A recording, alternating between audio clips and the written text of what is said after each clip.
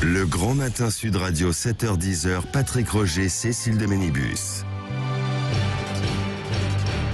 La vérité en face. Et la vérité en face de cette stratégie qui devrait être au cœur de toutes sortes de gouvernance. On en parle ce matin avec le général Vincent Desportes. Général, bonjour. Bonjour. Vous êtes un ancien directeur du collège interarmé de la défense, à l'école militaire, professeur de stratégie à HEC et à Sciences Po et co-auteur avec Christine Cardelan pour réussir, devenez stratège. Visez le sommet aux éditions de Noël. Oui, Ça veut tout dire. Alors, ce qui est intéressant à travers votre livre, c'est que c'est la stratégie. Alors certes, vous êtes un militaire, mais la stratégie, elle est valable dans la vie en fait quotidienne de tous, quoi. Que ce soit pour mener sa propre orientation, sa propre vie, mais également les chefs d'entreprise, parce que vous en interrogez en fait beaucoup. Et d'ailleurs, vous dites que on manque de stratégie d'une façon générale, peut-être, quoi, non quand on mène sa vie, non mais moi, je suis frappé par ça. Si vous voulez, le monde est de plus en plus complexe, le monde va de plus en plus vite, et donc, je vois les dirigeants. Moi, j'ai un cabinet de conseil en stratégie, et les dirigeants sont de plus en plus plongés dans l'immédiat, et parfois oublient de penser que s'ils ne se projettent pas dans l'avenir, il y aura plus d'immédiat. Et donc, moi, je crois qu'on ne se sortira des problèmes que nous avons dans tous les domaines que en réadoptant ce que j'appelle une attitude stratégique, une façon stratégique de voir le monde. Alors justement, pour bien qu'on comprenne, alors on entend beaucoup de mots, que ce soit dans tous les domaines, on parle de stratégie, de tactique, de technique. Quelle est la différence entre tous ces mots ? Tout ça est complètement différent, si vous voulez. Je ne veux pas dire qu'il y a une hiérarchie, mais il y a une espèce d'emboîtement. Tout en haut, vous avez la stratégie. La stratégie ne fonctionne pas si les tactiques de mise en œuvre sont mauvaises. On l'a peut-être vu hier au Stade de France. Oui, c'est ça. Et la tactique ne marche pas si la technique ne marche pas. Donc, si on reprend dans l'autre sens, la technique est au service de la tactique, qui est au service de la stratégie. Ça veut dire aussi que si je n'ai pas défini de stratégie, eh bien mes tactiques ne fonctionneront pas, elles sont inutiles. Et c'est bien le problème du monde actuel, c'est qu'on croit tout résoudre par les problèmes de tactique, alors que c'est la stratégie qui nous sortira de nos difficultés. Vous pouvez mettre en place une stratégie générale, et puis ensuite, il y a des éléments perturbateurs qui arrivent et qui vont perturber votre stratégie. Mais c'est la base même. C'est la base même. La stratégie, elle est par construction, un pari sur l'avenir. La stratégie, c'est aller quelque part et vouloir y parvenir. On aurait pu dire hier, je veux que ce match se passe bien. C'est sûrement ce qui s'est dit d'ailleurs. On espère en tout cas. Derrière, je vais rétro-raisonner, mettre en place les tactiques et techniques. Mais comme votre stratégie est un plan sur l'avenir, la panne du RERC. Est-ce que c'était prévu RB, pardon. Est-ce que c'était prévu ou pas? Non. La stratégie, forcément, elle rencontre en permanence des éléments qui vont la perturber. Quand on met en place une stratégie, c'est valable donc dans les entreprises, c'est valable dans sa vie, c'est valable sur le terrain militaire. Il faut anticiper et imaginer un peu toutes les situations, c'est ça? C'est ce que l'on doit faire, quoi? Exactement. Il faut absolument anticiper. C'est même le propre même du stratège, c'est de se projeter vers l'avenir, c'est d'anticiper. Mais vous ne pouvez jamais tout anticiper. Il n'y a pas de vérité en stratégie, parce qu'elle est un pari sur l'avenir qui n'existe pas et qui sera modifié par les mesures mêmes que vous allez prendre. Donc on voit bien que la stratégie, elle est projection dans l'avenir, mais elle est aussi forcément adaptation, et donc moyen d'adaptation. Et c'est peut-être ce qui a manqué hier à Saint-Étienne, au Stade de France. Il n'y avait pas les moyens humains de raisonnement ou matériel qui ont permis de s'adapter. Il y en avait peut-être, mais après, il faut les mettre en application, quoi. C'est ça, si vous voulez. Alors vous pouvez avoir la technique, si au milieu la tactique est pas bonne, ça marche pas. Et donc on est dans cet emboîtement. La stratégie, c'est un problème d'emboîtement et de fonctionnement de ces matrioshkas. Mais ça ne fonctionne que si je pars du haut pour raisonner. Pour avoir un Stade de France qui fonctionne, je dois mettre en place telle et telle tactique, et donc je dois avoir tel ou tel moyen, et en plus, je dois mettre en place des réserves d'adaptation. Et c'est peut-être ce qui a manqué hier.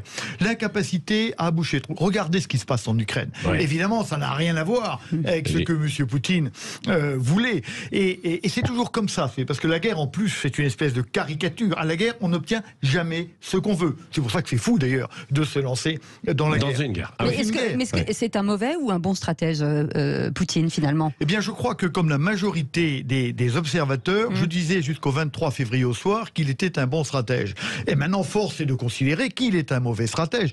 Vous savez, la stratégie, c'est pas la philosophie. Hein. La philosophie, vous avez des idées. Non, la stratégie, elle délivre. C'est-à-dire que si à la fin du compte, vous n'arrivez à rien produire, c'est que vous êtes un mauvais stratège. Et là, probablement, il y a une incompréhension de l'autre. Et ça, c'est au cœur de la stratégie. Il a mal compris les Ukrainiens, il a mal compris le président Zelensky, il a mal compris le lien entre les États-Unis et l'Europe, il a mal compris l'Europe, croyant que l'Europe était un ramassis de pays avachis. Il a mal compris. Et donc, il a fait un certain nombre d'erreurs. Il a mal compris sa propre armée, méconnaissance. Et donc, il n'a pas su adapter ni la technique, son armée qui n'était pas bonne finalement, ni sa stratégie à son objectif. Donc, il est évidemment un mauvais stratège. Les bons stratèges, ce sont les Américains, parce qu'en conduisant une guerre par procuration, eux sont en train petit à petit de parvenir à leurs objectifs. Ouais, eux, c'était leur stratégie, c'est ça ? C'est ce que vous dites, hein, parce que ça, c'est quand même assez grave comme une accusation de mener une guerre par procuration. C'est pas du tout une accusation. Les Américains sont des pragmatiques. Et tout d'un coup, alors qu'ils pensent que les affaires d'Europe sont terminées, l'Europe rentre dans la guerre. On voit l'Amérique très frileuse. Au début, je n'irai pas un soldat. Et puis tout d'un coup, ils se rendent qu'au fond, en fin de compte, c'est finalement assez intéressant cette affaire-là. Parce que leur objectif final, c'est bien la Chine. Monsieur Biden, il y a 3 jours, était en Asie. C'est bien le Pacifique, c'est bien la Chine, c'est bien Taïwan. Donc il faut arrêter cette affaire-là. Et donc là, j'ai des gens qui se battent pour moi et qui vont définitivement peut-être détruire l'armée ukrainienne. Derrière ça, rappelons que l'Amérique se dit je suis un peu faible. Après l'affaire d'Afghanistan, je suis un peu faible.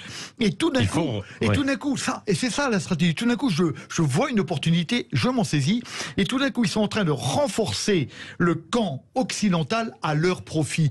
Donc eux sont des bons stratèges.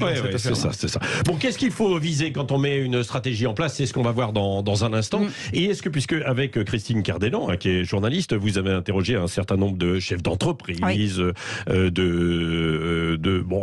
politiques aussi, des personnalités qui ont conseillé, etc. Est-ce qu'ils mettent tous en fait une stratégie ? Qu'est-ce qu'elles visent, leur stratégie ? Est-ce qu'elles visent à viser en fait le sommet, le plus haut, ou à gravir des petits échelons au fur et à mesure ? C'est ce qu'on va voir dans un instant avec vous. Vous bougez pas. Et en attendant, vos appels 0826 300 300, on va vous offrir des cadeaux. Tiens, grâce au général qui est avec nous, on va vous offrir 2 places pour les Francopholies à La Rochelle le mercredi 13 juillet. C'est un bon chiffre, le 13 juillet. 13 juillet, vous allez pouvoir voir Mika Calogero et Gaëtan Roussel, entre autres. Voilà. Donc, tenez général, donnez-moi un chiffre entre 0 et 20. Allez. Soyez stratégique. 10. 10e appel au standard. 0826 Soyez stratégique pour vos vacances cet été. Si vous voulez aller du côté de La Rochelle aux Francopholies, c'est offert. Allez, vous nous appelez 0826 300 300. Et on revient dans un instant. À tout de suite. Le Grand Matin Sud Radio, 5h-10h. Patrick Roger, Cécile de Ménibus. Matin Sud Radio, 7h-10h. Patrick Roger, Cécile de Ménibus. La vérité en face. La vérité en face pour définir votre stratégie, quel que soit votre métier, que vous soyez militaire, que vous soyez dans votre vie de tous les jours, dans votre quotidien ou dans une entreprise, avec le général Vincent Desportes, ancien directeur du collège interarmé de la défense et de l'école militaire et professeur de stratégie à HEC et à Sciences Po et co-auteur de ce livre Pour réussir, devenez stratège, visez le sommet. Voilà. Oui, général Vincent Desportes, alors quand on met une stratégie en place dans sa vie, là, les auditeurs qui nous écoutent, ils disent tiens, c'est ça. Il faut fixer quoi ? Du long terme, du moyen terme, comment faut-il procéder ? Alors, ce que vous avez dit est tout à fait important. C'est-à-dire que la stratégie, elle est dans le long terme. Qu'est-ce que je veux faire de ma vie ? Qu'est-ce que je veux être à la fin de mes études ? Je définis bien ça. Ça ne veut pas dire qu'on s'y tiendra, parce qu'il y aura des événements qui pourront m'amener à changer. Mais en tout cas, c'est parce que j'ai un objectif clair, défini dans le long terme, que je vais pouvoir dépasser les tempêtes et continuer à aller vers le port PORT, vers lequel je veux aller. Et ça, c'est une différence encore, vous me posiez la question, entre la stratégie et la tactique. La tactique, elle est de court terme, je réagis. La stratégie, elle est de long terme. Je proagis, je me projette et je veux véritablement un objectif. La stratégie, c'est aller quelque part au loin et trouver le chemin. Je vous rappelle la très très belle citation d'Hannibal qui nous dit, il veut aller à Rome, Hannibal. Et donc il est du côté de Marseille ou un peu au nord. Il veut aller dans la Rome éternelle. Il a un objectif qui est au loin. Et il dit, nous trouverons un chemin où nous en construirons un. J'ai un objectif et à travers les ennuis et les problèmes, je vais frayer le chemin parce que je veux. Le stratège est volontaire. Alors on revient sur la simplicité, parce que c'est vrai que les entreprises ou tous, dans notre vraie vie, on a plein d'objectifs finaux. Est-ce que c'est pas trop? Est-ce qu'à un moment donné, il ne faut pas limiter les objectifs? Mais c'est tellement vrai ce que vous dites. Mon métier de conseil en stratégie, quelque part, c'est un peu ça. C'est de voir des chefs d'entreprise qui veulent tout, enfin pas tout, mais beaucoup d'objectifs. Ça n'est pas possible et ça n'est pas explicable. Il n'y a pas de storytelling qui permette d'expliquer aux collaborateurs où on va. Et donc, le stratège est quelqu'un qui vise l'essentiel. Le stratège est quelqu'un qui a la passion de l'essentiel. Ça correspond à la question de Foch. Au fond, de quoi s'agit-il? Quel est mon problème final? Et une fois que j'ai défini mon objectif à long terme, vous l'avez dit, alors je vais faire converger des actions. Si j'ai 40 objectifs, je ne peux pas les expliquer. Si j'en ai un, je peux les expliquer. Et là, je ne dois pas oublier que la stratégie, elle est convergence par nature. Elle est convergence des actions. Ça aurait été vrai hier, au Stade de France. Stade de France, Faire converger les actions vers la sécurité, on n'y est pas parvenu. Faire converger les actions et d'autre part, faire converger des volontés. Parce que la stratégie est un problème humain, réalisé par des humains, pour des humains. Faire converger des volontés. Qu'est-ce que c'est que les volontés? Les volontés d'un homme, c'est son cerveau, son cœur et ses tripes. Et au fond, la stratégie, c'est faire converger des actions, des cerveaux, des cœurs et des tripes. Et je ne dois oublier aucun de ces éléments si je veux réussir. Alors c'est ça, et quand on met une stratégie en place dans son entreprise ou dans sa vie personnelle ou quand on est politique, comme les politiques en fait aujourd'hui, on doit prendre en compte tout son environnement, la concurrence, son positionnement, ce que l'on fait, ce que l'on veut mener en fait à terme, quoi. Et vous avez parfaitement raison, il n'y a pas de stratégie sans analyse des circonstances. Oui. Et en particulier, vous avez cité l'essentiel qui sont les autres êtres humains autour de moi. Parce qu'on ne peut pas fixer sa propre stratégie sans tenir compte de l'environnement qui nous entoure, quoi, sinon. Sans tenir compte de l'environnement, bien sûr, donc les contraintes, les ressources, etc. Et sans tenir compte de l'autre. La stratégie, elle est compétition.